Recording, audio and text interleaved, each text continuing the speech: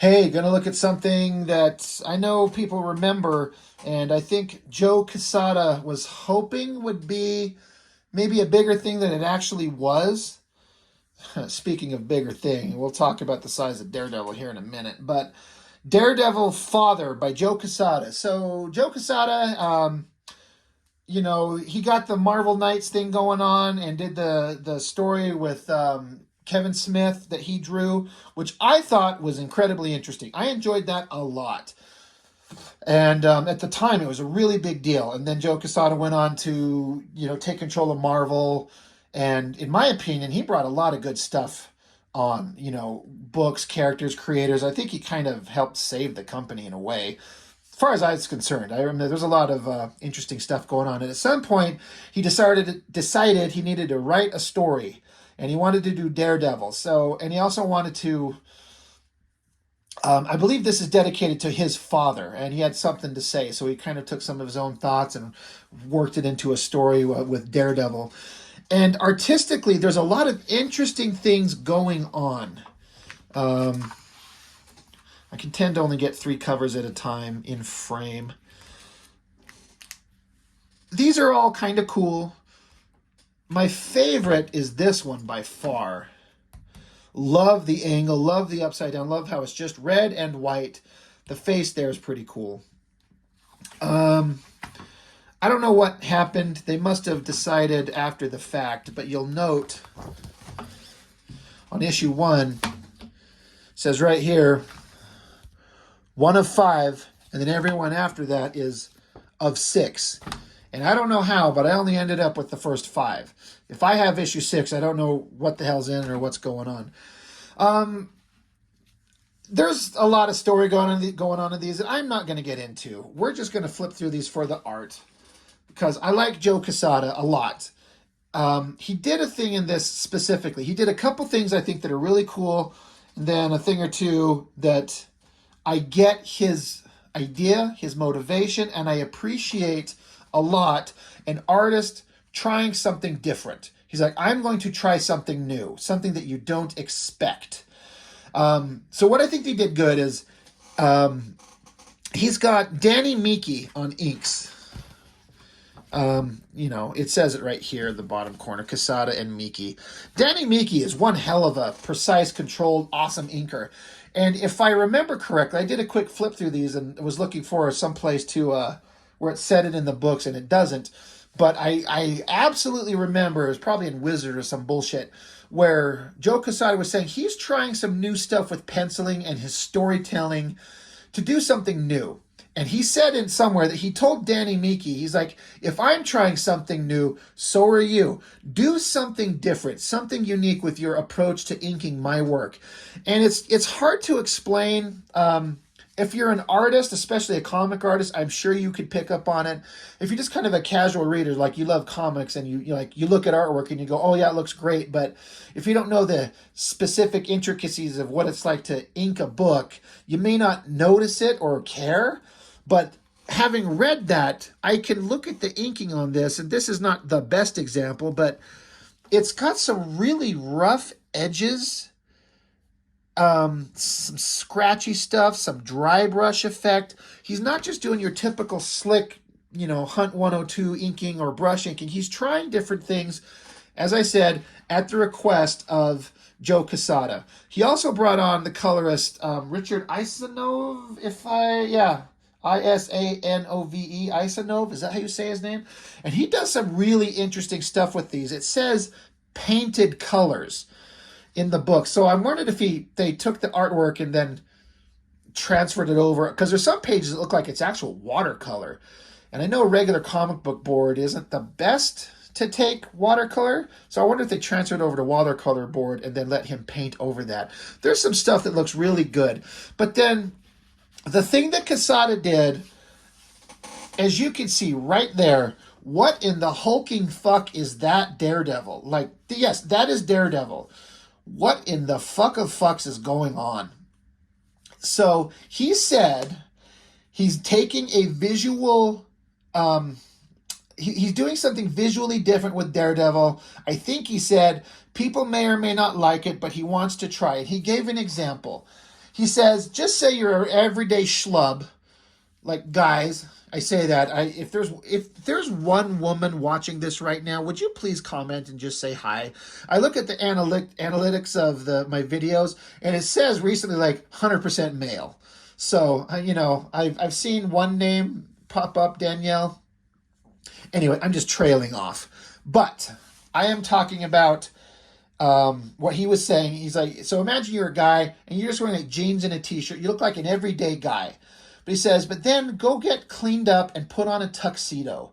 And you suddenly look bigger, more powerful, more regal in a very good suit, especially like a tux, something black and white and tailored to fit you. You just kind of look bigger than you used to.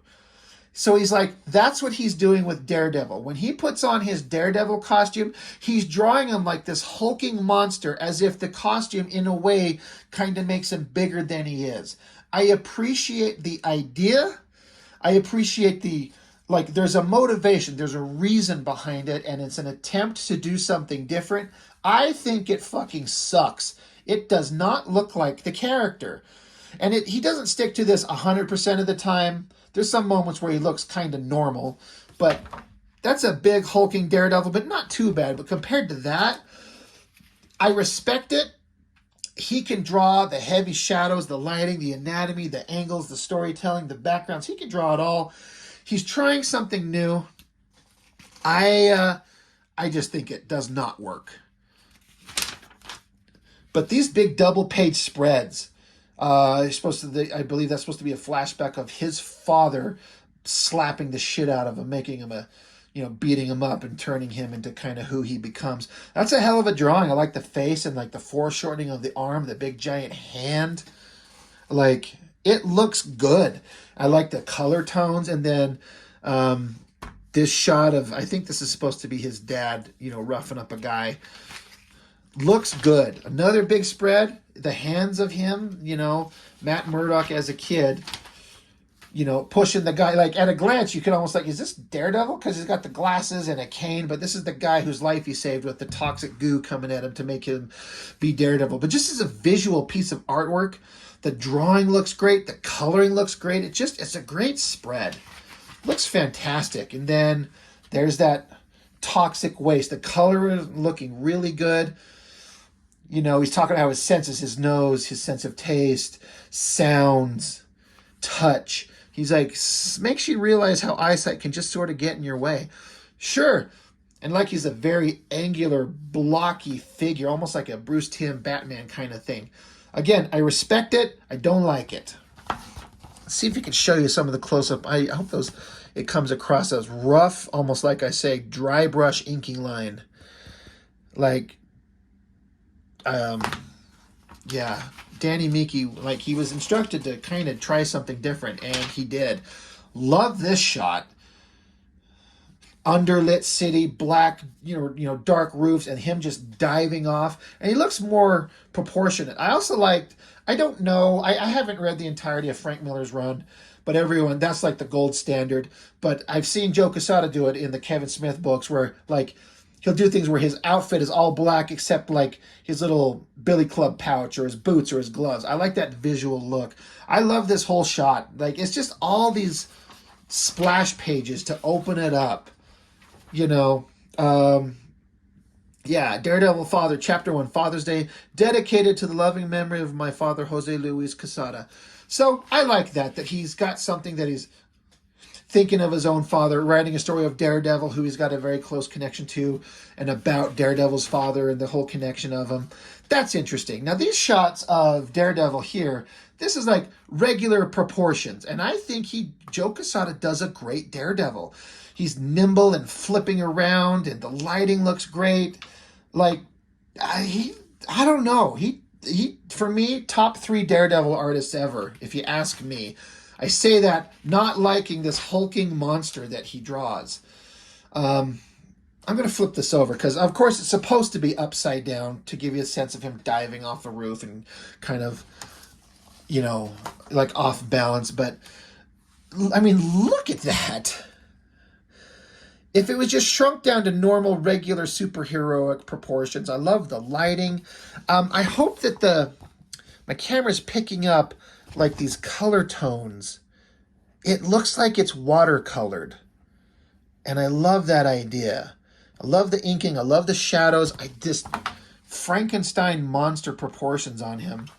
Like, I like the bent knee. Whenever I'm drawing, I'm always trying to do this bent leg and like getting the knee anatomy to fit around the folded muscles and the calves going back. It's always a trick. It all looks good. It's all well drawn, but just his intentional pushing of the proportions, not a fan.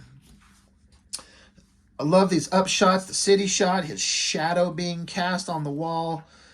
All looks great. Great artwork. Like I said, I'm not going to be talking too much about the story. Like that shot. I mean, even though he's still kind of huge, it's not too bad. Back anatomy, the muscles, the arm, I love it. And then this picture of his battling Jack Murdock, his father. He's touching it, making a connection. Thanks, Pop. Happy Father's Day, it says. So, pretty cool. And then, it gets into the Nelson and Murdoch. There's a whole story going on. Like I said, I'm not going to get into it. The inking gets into some very thin line stuff. Very different than what he'd normally do. Inking is usually all about like line weights and feathering, but there's also an approach to a very thin line inking thing, where it's just like a dead thin line, which can work, but you have to know what you're doing. The penciler needs to know about his composition and his anatomy and his clothes folds and all that type of stuff, and the inker has to know how to like translate that. Inking is not just tracing shit. That whole scene in that Kevin Smith chasing Amy, he's like, you go over what he draws with the pen. That's tracing. He's like, no, I add depth and definition and shading, only then does a drawing come. That's 100% fact.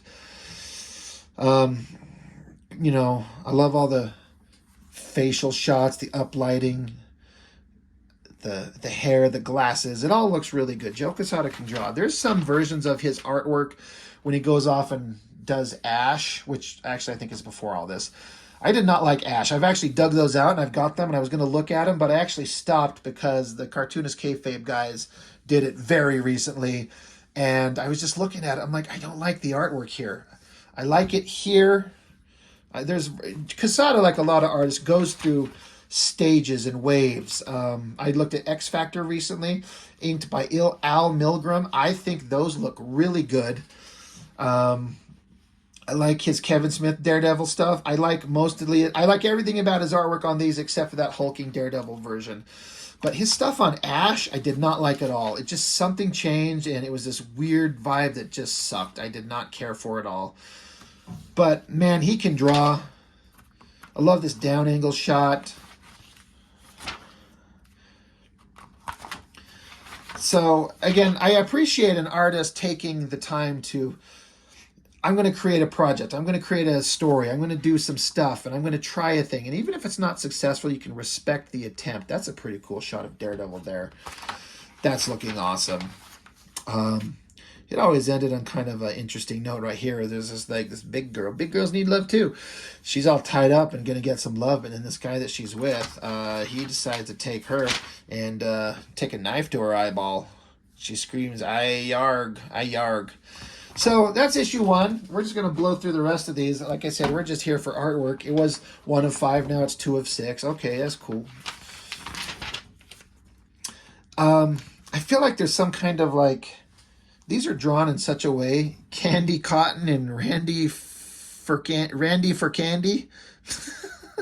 Are those supposed to be somebody? Am I just stupid? I don't know who that is. That's funny. But they look kind of like they're homages to something, or maybe it's just like a parody of, news reporters. I don't know. But Candy Cotton and Randy for Candy. It's just funny. It makes me laugh. Again, I love Joe Quesada's sense of shadows and silhouettes. That inspired me for a long time. Still does to this day. I'm always inspired by his work. That wild, tiny little shot of him down here, and then the lighting coming up, and the Daredevil shadow. Written and drawn by Quesada, inks by Danny Miki, paints by Richard Isanove.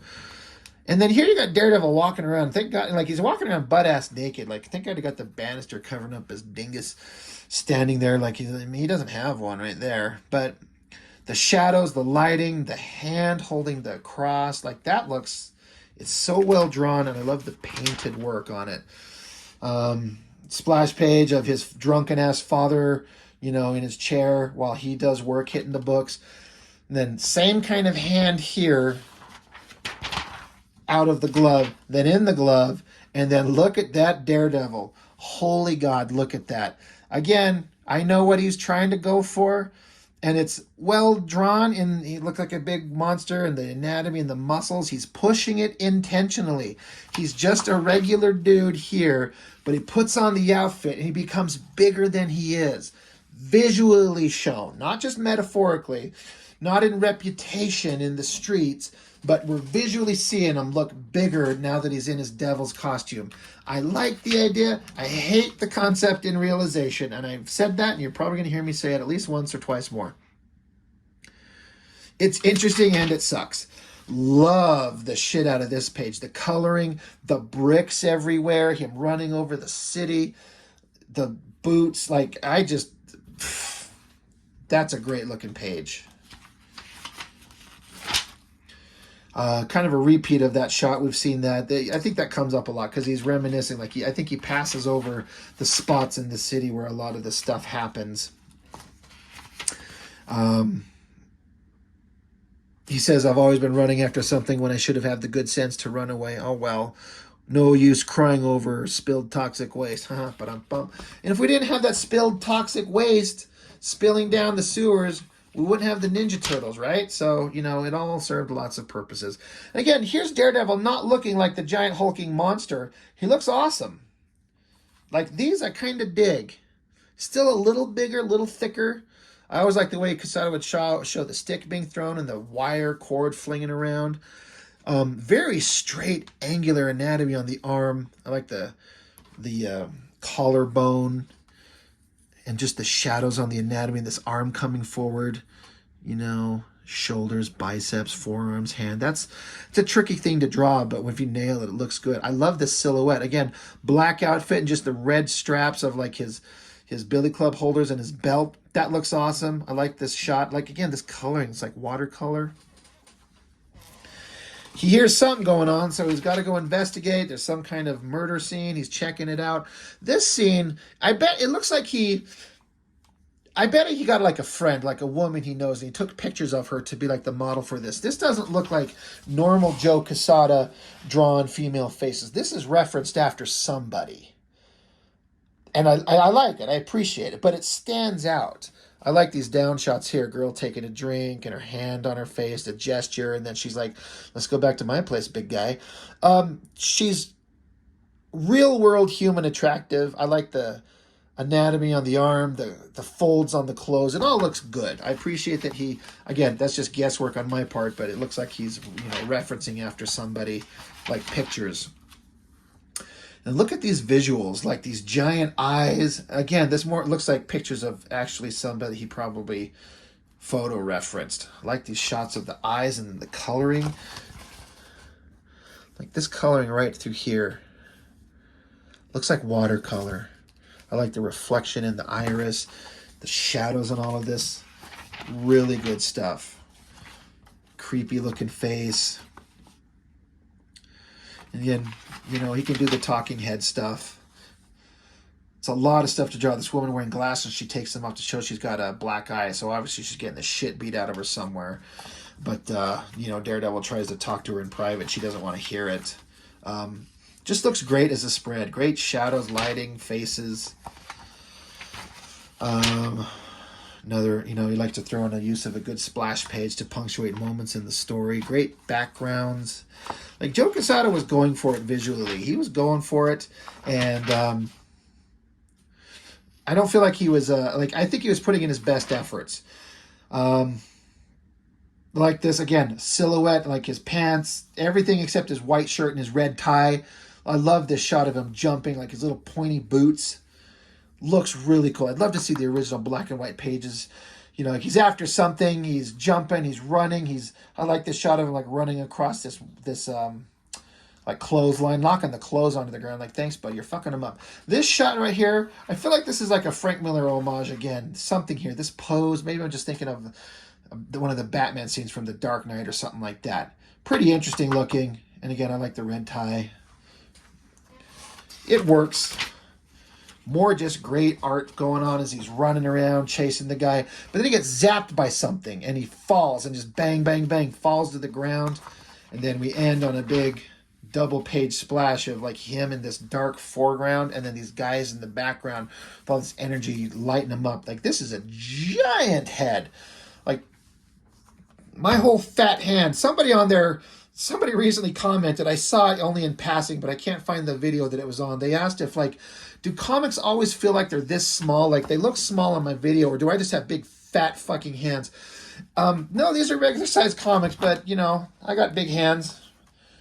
So whoever mentioned that, I don't know. But just to give you an idea, that's a big-ass picture of his face. Really well drawn. The face, the fingers and everything, and then some bad guys showing up. So, issue 3. Let's just see what the hell we got going on. God, this takes me back in time. This is November 2005. Some of these shows that we're on. Lake Bell, she's pretty hot. Anyway.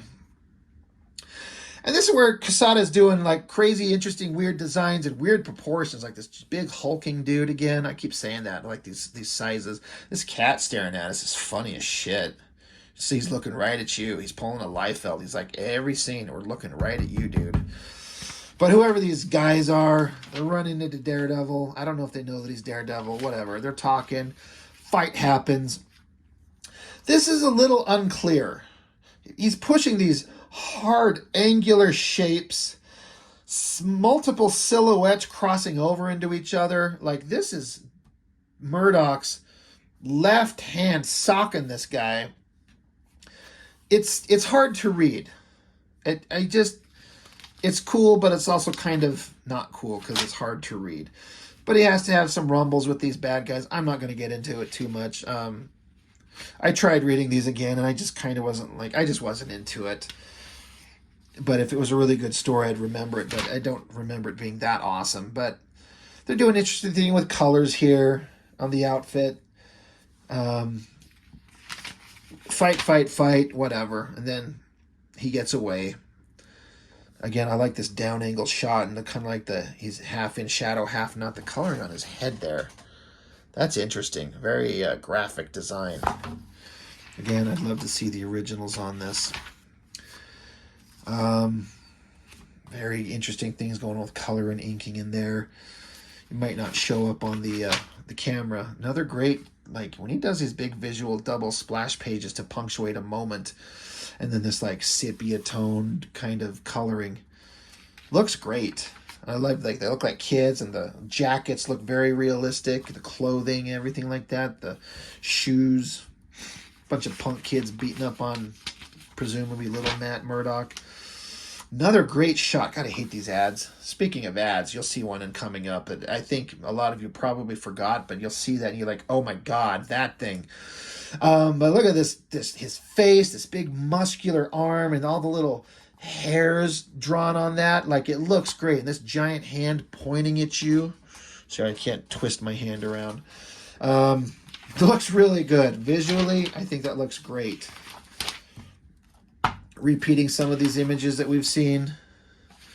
You know, Matt Murdock's father saying, hit the Bucks, don't turn out like me. Seen that, don't turn out like me. Like, repeating these pages. I guess that's one way to pad your artwork, is to draw a couple splash pages and then keep repeating them. That's funny. There's a phone of an era. A little flip phone. That's awesome. Great silhouettes, great hands, great coloring, great shading. Spider-Man the Other, a 12-part Spider-Man event. Holy shit. Never read it. Didn't care. Just more of the same story going on. Always looks great. Murdoch got his ass beat, so he's going to go take on those guys, if I remember correctly, but he's going to go armor up in some samurai shit. And yeah, if that sounds right, if that sounds weird, he's going to go armor up in some samurai shit. Look at the coloring on that thing. Like, that's what makes me think it was done on watercolor paper, because it looks like that watercolor paper texture. But you got those same bad guys that were beating the shit out of him. Those weirdly dressed guys. Great double page spread again. Girl flying, kind of twisted upside down. Motorcycles, cars. This giant ass guy riding this bike. I mean, it's weird, but it's awesome. I love the coloring on the lights. It really gives a sense of motion. I really feel like they're zipping by. Pretty damn awesome looking. God, there's a lot of ads in these comics. Holy shit. But then someone shows up and kind of screws him up, knocks him down. God, it's like he shows up and takes the bike from this one guy, jumps on the bike, and starts just whooping ass on them. The car stops and spins around. I love this shot of the car. It's probably a photo trace, and that's fine. But then the guy's on the motorcycle. He got a samurai sword, like scratching into the ground. He spins the bike around. Holy God, look at he's turned into even a bigger Ninja Turtle. I was going to say a bigger hulking monster, but like he almost looks like he's got a shell on his back and he's got Leonardo's swords. I mean, again, he's pushing those visuals. Simultaneously awesome and kind of stupid. I don't know. You be the judge. It's interesting, and the double page spread works, and the coloring is great. Nick Fury is Howling Commandos. Yeah, I'm sure that went nowhere. Like I said, issue 4, love this cover. I think Daredevil looks great there. I think that looks really good. Let's just keep getting into... Oh my God, there it is. You flip open your comic. You get like inside page, previously on. All right, I can't wait to get into the story. And that could not be a more boring car on the face of the planet. Honda Civic. Man, you know how much money they must have paid to put in a double page spread of the new Honda Civic at the front of a fucking comic book. I swear these were in a whole bunch of them. I don't know if it was just this month. It's December of 2005. That is so ridiculous. Like, it immediately makes it feel cheap. Like, I get they need to make money. And 2005 was probably not a time when, like... The bubble had burst on the speculator kind of market, and I don't know what it took to make money to keep comics going, but I get it. And if I was in the same place and somebody come along and said, hey, I'll pay you $1 million for throwing an ad of our Honda Civic in your comics, you're like, we need it to keep going. I guess it makes sense, but from an artistic kind of integrity, it sucks anyway. There's Matt Murdock on his samurai gear, on a motorcycle, going to face off against these bad guys. They fight. They fight. Fight. The Daredevil Quesada show. Girl's got water powers. I don't know what's going on. Looks like she's about ready to dry hump this freaking fire hydrant. She's getting wet. Get her, Daredevil. Get her. They're fighting. I like how this dude, like, I guess he casts off his big giant cloak and he's sitting there looking like a pimp. I don't know what he's going to do. I don't know what his powers are. I don't know that I care. Coming back to his father, and my father was a good man caught up in a bad situation. He's looking at the alleyway where he caught his dad doing that messed up shit that sent him on a direction in his life. Just kind of blow through these. You can see the artwork. It's just, the story's going on. There's talking. There's, holy Lord, look at all the ads. Jesus Christ. It's like every page. Stop it. It's starting to piss me off. If you collect these all up, like and eliminate the ads, like you lose half the book.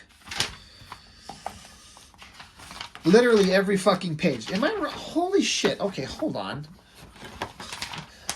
Ad. No ads. No ads. No ads. Ad. No ads. Double page ad. Single page ad. Single page ad. Double page ad. Single page ad. Single page ad. Single page ad. Single page. Single page. Single page. Single. Holy fucking shit. Is this like a People magazine or a fucking Marvel comic? Jesus Christ. Um, is that the first one? The Legend of Zorro? Or is it The Mask of Zorro that was the first one? Which one was the first one? Um, anyway, that first Zorro movie with Antonio Banderas, that was a really good show. Like, I'm more interested in that than the story of this book. Catherine Zeta-Jones, that's the first time I ever saw her. Holy Lord. Like, one of the most beautiful women ever to grace the planet. Yeah, story. Yeah, it's just hard to read the story when you're just bombarded with ads everywhere, guys. You kind of killed my interest in this fucking thing anymore. I like it when they do like flashback scenes and it becomes kind of like monochromatic to show you a certain kind of moment in time with some color pops on the face, the light. This is Kingpin telling this dude to shoot the kid. The kid is his own son, maybe? I think.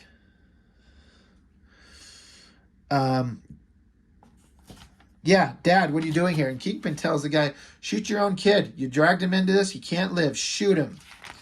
And the guy can't. He turns a gun on Kingpin. He's like, go to hell. Die, you fat piece of shit. But boom, someone shoots him dead.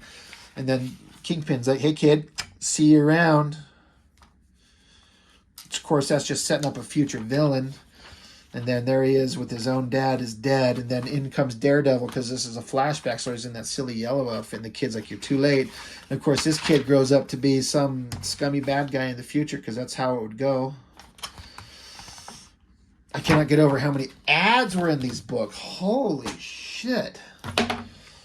Last one, 5 of 6. Sorry, I'm not going to be able to tell you how the whole story ends up because I don't have the final issue. I love this coloring. It looks really cool. Very hand-colored watercolor stuff. Looks great. Just look at that. This is visually just awesome. I'm loving everything here. Great, like, hot scene of the city. Like, muggy and gross and hot. Different, very different contrast from the, like, cool tones going on here to that, like, sweltering heat. Look at Daredevil here, man. He looks like he's got the shit beat out of him. There's some rough, scratchy inking, and I like it. Let's see how many ads are in this damn thing. But the story continues. All well drawn. They're talking. More ads.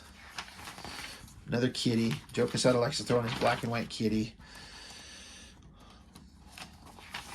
All very well done. Oh, my Lord. Video game ads. Jeez, how many pages into it? All these pages, and then you get the credits page. Here's Johnny, chapter 5. Yeah.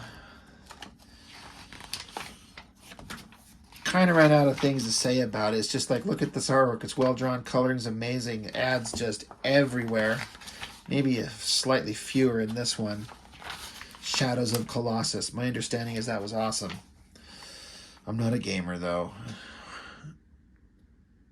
And what is this? What is this? The Art of Revenge? For who? For what? Oh.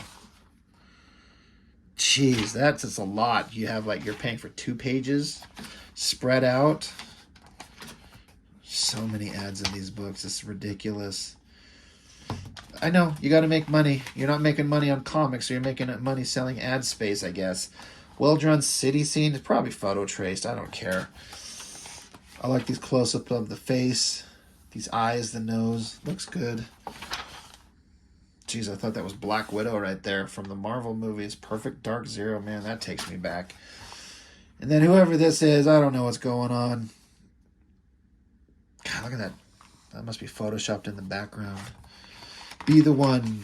The Matrix. Path of Neo. I like the Matrix movies. The first 3. That last one. Matrix, what was it? Revolutions? Reloaded. Anyway. The newest one, that thing sucked. That was stupid. Fallout of House of M. A lot of stuff going on at the time. A lot of ads. Good Lord. Anyway, God, they even got 2 Perfect Dark ads. One inside and back cover. They must have paid through their ass. Anyway, since I can only display 3 at a time, I'm going to put my 3 favorite covers. God, it might have to be these.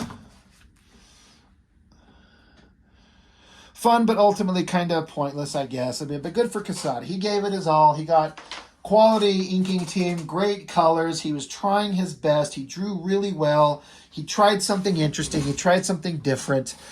To his credit, I don't feel like it needed to be this long. Now that I think about it, I seem to remember that him saying like the story kept growing and he had to add an extra issue, and that's why it went from of 5 to of 6.